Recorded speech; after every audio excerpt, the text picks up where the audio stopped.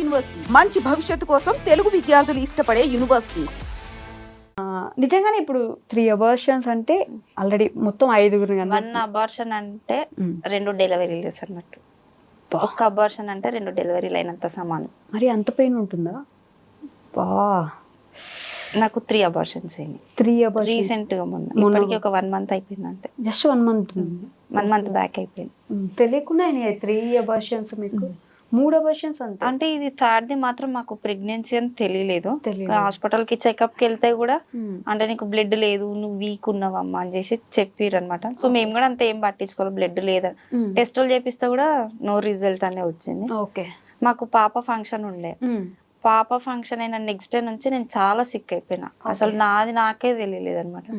ఇంకా నాకు ఈయనకి చెప్తే ఈయన హాస్పిటల్ తీసుకెళ్లి స్కాన్స్ అవన్నీ, మాకు స్కాన్ తీస్తేనే తెలిసింది అనమాట నువ్వు ప్రెగ్నెంట్. ఓకే. మరి ఫస్ట్ అబార్షన్ ఫస్ట్ది 4 months మంచిగానే ఉన్నది, నాకు కన్సీవ్ అయిందని తెలిసిన 4 months బాగానే ఉంది, కానీ బేబీకి హార్ట్ బీట్ లేదని చెప్పి సో అది ఎట్లా వెళ్ళిపోయింది. సెకండ్ది కూడా సేమ్ హార్ట్ బీట్ లేదు, ఈ థర్డ్ది కూడా సేమ్ అంతే హార్ట్ బీట్ లేకని మాకు తెలియలేదు. ఒకటి స్కాన్ చేసిన తర్వాత తెలిసింది హార్ట్ బీట్ లేదని. ఫాదర్కి ఎలా అయినా ఉండని కానీ మదర్కు బాధ ఉంటుంది, చిన్న కాల్లో లేకపోతే ఏదో ఒక బేబీ ఫామ్ అవుతుంది అనే ఒక ఊహలో ఫీల్ కొంచెం వేరే అనిపిస్తుంది. ప్రెగ్నెన్సీ ఫీల్ అనేదే వేరు, కానీ ఇంక అందులో పోయింది అనేసరికి బాధ ఉంటది. ఇప్పుడు ఆల్రెడీ 2 పిల్లలు ఉన్నారు కదా, అడగొచ్చా?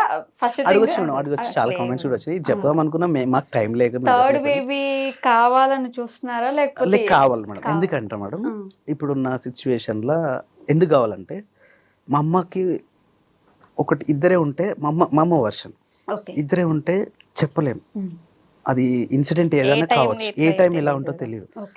ఒకరే ఉన్నారనుకో సమ్ సిచ్యువేషన్, ఒకరే ఉంటే చాలా బాధ ఉంటుంది. 3 ఉన్నారనుకో మనం అనొద్దు, కానీ ఆ సిచ్యువేషన్ ఆ ఇన్సిడెంట్ లో ఒకరు ఉన్నా కూడా ఇంకిద్దరు ఉంటారు. అది మా అమ్మ చెప్పేది. అట్లా అని మేము కూడా అట్లా 3 అనుకున్నాము. కానీ పోషణ అనేది ఇప్పుడు చాలా కష్టం. కాకపోతే మా అమ్మ ఎట్లా పోషించగలిగిందో మేము ఆ మాత్రం పోషించగలుగుతామేమో అని మేము అనుకుంటున్నాం. మీ మమ్మీ అంటే వీరనారు అయి ఉంటారండి. అప్పటి రోజులు వేరు, ఇప్పుడు రోజు అంటే నేను క్వశ్చన్ చేయట్లేదు, మీ ఇష్టం. నేను జస్ట్ చెప్తున్నాను ఏంటంటే అప్పటి రోజుల్లో అమ్మ వాళ్ళు నిజంగా ఇప్పటికి ఆశ్చర్యమే, అసలు ఎట్లా పెంచినారు అంతమంది పిల్లల్ని, అసలు డబ్బులు ఏడికెళ్ళి వచ్చేవి, ఏం చేసినారని. ఇప్పుడు మనం ఒక బాబుని స్కూల్లో జస్ట్ ఫస్ట్ క్లాస్కి ఇస్తే 30,000, సెకండ్ క్లాస్ 50,000, ఇంకొక క్లాస్ పెరిగితే డబ్బులు పెరుగుతున్నాయి కదా. అంటే అదొక ఆలోచన. వాళ్ళు అడిగేదంటే మీకు ఖచ్చితంగా వస్తుంది కదా. ఇక్కడ నాకు ఒక సేఫ్ ఏంటంటే మేడం, నేను ఈ సోషల్ మీడియాలో ఉండకున్నా కూడా నాకు ఒక ప్రైవేట్ గా, నా పర్సనల్ గా కొన్ని పరిచయాలు ఎక్కువ ఉంటాయి మేడం. ఇప్పుడు నా లైఫ్ లో కూడా పరిచయాలు ఎక్కువ. నేను చిన్నప్పటి నుంచి కూడా పరిచయాలు ఎక్కువ. సో స్కూల్స్, మా ఫ్రెండ్స్ స్కూల్స్, కాలేజెస్, ఇక్కడ ప్రిన్సిపల్ లెవెల్స్ వరకు నాకు ఆల్మోస్ట్ క్లోజ్ ఉంటుంది, టచ్ లో ఉంటుంది, క్లోజ్ లో ఉంటారు. ఇప్పుడు మా పాప స్కూల్ కూడా నా ఫ్రెండ్స్, మా ఫ్రెండ్స్ అట్లే చాలా క్లోజ్ గా ఉంటారు, మంచి ఫ్యామిలీ రిలేషన్ లో ఉంటారు, కలుస్తారు. అన్నట్టు నలుగురితో పరిచయాలు చాలా ఇంపార్టెంట్, చాలా ఉంటాయి మేడం. నాకు నేను ఉండేది హైదరాబాద్ అయినా కూడా ఇక్కడ వరకు కూడా నాకు పరిచయాలు ఉంటాయి మేడం. అంతేనా? ఉంటాయి కాబట్టి అంత రిస్క్ ఏం అనిపించదు నాకు. ఎక్కడ పోయినా నాకు ఒక సర్కిల్ ఉంటాను. ఇక్కడనే కదా, నేను మొన్న అరుణాచలం వెళ్ళినా అక్కడ కూడా ఒక సర్కిల్ ఉంటుంది. అంటే తిరుపతి వెళ్ళినా, ఎక్కడ వెళ్ళినా, మహారాష్ట్ర వెళ్ళినా, ఎక్కడ వెళ్ళినా కూడా ఒక సర్కిల్ అనేది నాకు ఉంటుంది. సో దానివల్ల ఈ పోషణ అనేది నాకు అంత ఇబ్బంది ఏం అనిపించదు మేడం. అంటే మీరే ఇందాక స్టార్టింగ్ లో అన్నారు కదా, నేను చాలా కష్టపడి వచ్చాను, నన్ను ఎవరు చేయించిన లేపలేదు. ఈ కష్టపడి వచ్చిన వాళ్ళకి ఏంటంటే అదొక ధైర్యం ఉంటుంది. మళ్ళీ పడిపోతే కూడా నేను మళ్ళీ కష్టపడి లేచి రాగలను కదా, అదొక ధైర్యం ఉంటది కదా. పడిపోకూడదు మేడం, అస్సలు పడిపోకూడదు. ఎందుకంటే ఇదంతా నిర్మించుకున్నాం మేడం, ఇది ఒక్కొక్క ఇటుక పెట్టి మనం నిర్మించుకున్నాం. ఇది అంత ఈజీగా పడిపోదు. ఫస్ట్ ఆఫ్ ఆల్ పడిపోవడం అంటే అది ఒక మన మిస్టేక్ అయి ఉండాలి ఫస్ట్. మన మిస్టేక్ అయితేనే ఇది పడిపోతుంది. సో మన మిస్టేక్ లేకుండా ఉంటే మనం ఇంకా పైకి ఎదుగుతూనే ఉంటామని నేను అనుకుంటాను. ఒపీనియనా? మొన్న పాపది శారీ ఫంక్షన్ వీడియో చూసాను నేను. కానీ ఇంత చిన్నప్పుడు అంటే మామూలుగా శారీ ఫంక్షన్ అంటే ఏదో ఒక 11 ఏళ్ళు అలా చేస్తారు కదా, ఎందుకని ఇంత చిన్నప్పుడే? అంటే నాకు మా మమ్మీ 5 years కే చేసింది. సో మా మమ్మీ కూడా నా పాపకి కూడా సేమ్ 5 years లోనే చేసా. అంటే మా అత్తమ్మకి చాలా ఉండే అనమాట. అంటే ఈ సిక్ అయ్యే ముందు కూడా నేను మా మమ్మీ తోటి బియ్యం పోయించుకొని బాబుకి ఉయ్యాల అవన్నీ వేసి పాపకి నేను ఉన్నప్పుడే శారీ ఫంక్షన్ చేయాలి అని అనుకుంది. చాలా ఉండే 3 months లో బాబు 3 months ఉన్నప్పుడు చేద్దాం అనుకున్నాము. అప్పుడు మమ్మీకి పెరాలసిస్ వచ్చింది అనమాట.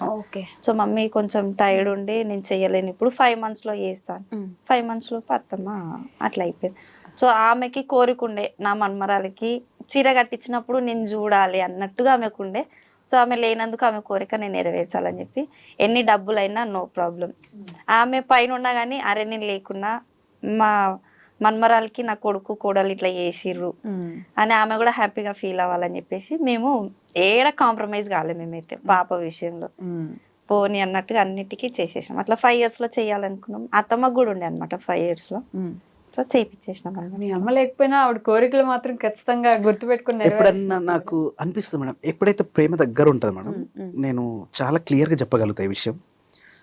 ఎప్పుడైతే మనం ఎక్కువ ప్రేమిస్తామో, ఎక్కువ ఇష్టపడతామో, వాళ్ళు లేకున్నా, వాళ్ళు మనకు చెప్పలేని సిచ్యువేషన్లో ఉన్నా, ఏదో కళ రూపమా లేకపోతే ఏదో చెప్తున్నట్టుగా కళలో మాట్లాడమా ఏదో జరుగుతుంది మేడం. నాకు మా అమ్మ ఇలాంటి సిచ్యువేషన్స్ ఒక 3 times జరిగింది మేడం. నాకు ఆటోమేటిక్గా ఇది చేయాలరా అనే విధంగా ఏదో చెప్పడమా, వేరే వాళ్ళతో చెప్పించడమా, లేకపోతే కళ్ళలో వచ్చి చెప్పడమా ఇట్లా జరుగుతుంది. వస్తారు నాకు. ఈ రీసెంట్గా మేము టూర్ వెళ్ళేసి వచ్చాం. మార్నింగ్ 4 o'clock అనుకుంటా వచ్చిన. సెకండ్ డేనా 3rd day అనుకుంటా. స్వామి ఆకలి అవుతుందిరా, లేవు అన్నం పెట్టు అనే విషయం అట్లా వినిపిస్తూ ఉంది నాకు. మా అమ్మ అంటా ఉంది, ఇప్పుడు ఎక్కడ అన్నమే అని చెప్పేసి లేదు చూసేసరికి 4 అవుతుంది. అదే రోజు ఇమ్మీడియట్గా మార్నింగ్ స్వప్న ఏదో అదే రోజు నైవేద్యం పెట్టేసాం. సో ఆ కనెక్టివిటీ అట్లా ఉంటుంది మేడం, అంత క్లోజ్ ఉంటే తప్ప ఇలాంటివి రావు. నిజమే. అది మాత్రం మీకేం చెప్తారు కళ్ళకి వచ్చినప్పుడు ఏదైనా ఒక ఇన్సిడెంట్ ఉందా అట్లా? అంటే ఫస్ట్ టైం అత్తమ్మ చనిపోయినప్పుడు నాకు అది బాగా గుర్తు. ఫస్ట్ టైం చనిపోయినాక 1 monthకి మేము పంతుని అడిగితే ఎవ్రీ మంత్ ఇట్లా నైవేద్యం పెట్టుకోండి అమ్మా అని చెప్పేసి చెప్పినుండే. సో ఫస్ట్ మంత్ రోజు నాకు ఎర్లీ మార్నింగ్ వచ్చిందనమాట.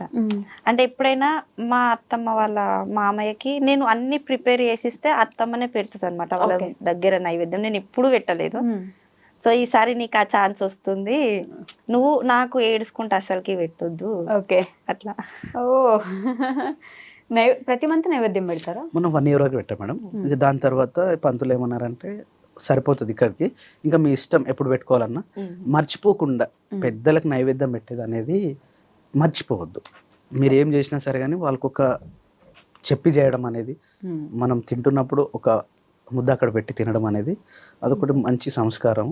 దాంతోపాటు పైన ఉన్న దేవతలు కూడా, పెద్దవాళ్ళు కూడా ఆశీర్వాదం ఉంటుంది అని చెప్పేసి నేను నమ్ముతుంటా. మా పంతులు కూడా అదే చెప్తుంటాడు. నాకు తెలిసి అదే అనుకుంటా మిమ్మల్ని నడిపించేది, ముందుకు నడిపిస్తుంది.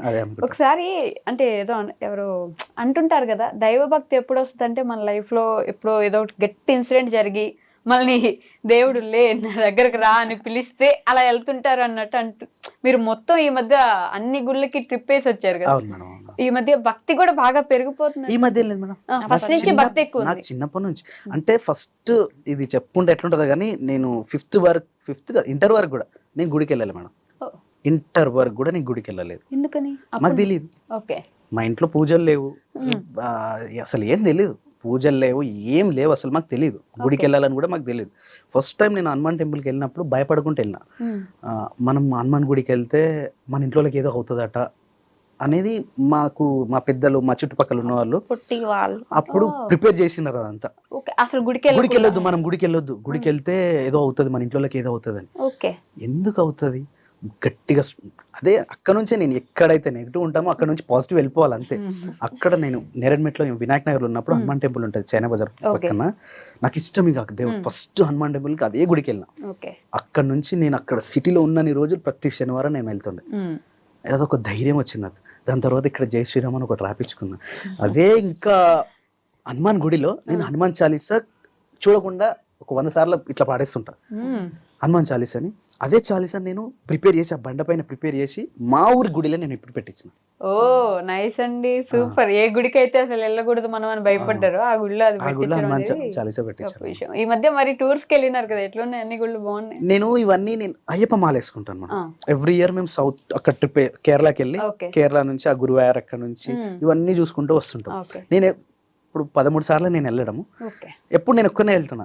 వీళ్ళని తీసుకెళ్దామని లాస్ట్ ఇయర్ మా తమ్ముడు తీసుకెళ్ళిన. మా తమ్ముడు ఏమన్నాడు, అన్న మనమే తిరుగుతున్నాం, వీళ్ళకి కూడా చూపిస్తే హ్యాపీ ఫీల్ అవుతారంటే, సరే మా బావగారు, మా తమ్ముడు, మేమే వెళ్తున్నాం కదా, ఈసారి వీళ్ళని కూడా తీసుకెళ్దామని మా కారును ఇంకో కారు రెంట్ తీసుకొని మా బావాల ఫ్యామిలీ, ఈ ఫ్యామిలీ, మా చెల్లె వాళ్ళ ఫ్యామిలీ ముగ్గురం కలిసి ఇంకో 10 రోజులు అట్లా ట్రిప్ వేసి వచ్చాం. బాగా జరిగిందా? మొత్తం సౌత్ మొత్తం వేసుకొని వచ్చాం. రామేశ్వరం వరకు వెళ్ళాం. రామేశ్వరం వరకు వెళ్ళి మళ్ళీ రిటర్న్ వచ్చేస్తాం. మళ్ళీ డ్రైవర్ లేరు, మేమే డ్రైవింగ్ చేసుకోవాలి, మేమే వ్లాగ్స్ తీసుకోవాలి, మేమే వీడియోలు తీసుకోవాలి, మేమే ఎడిటింగ్ చేసుకోవాలి, పిల్లల్ని చూసుకోవాలి, ఫుడ్ చూసుకోవాలి, అన్ని మేమే చూసుకొని మళ్ళీ సేఫ్గా ఇంటికి వచ్చాం.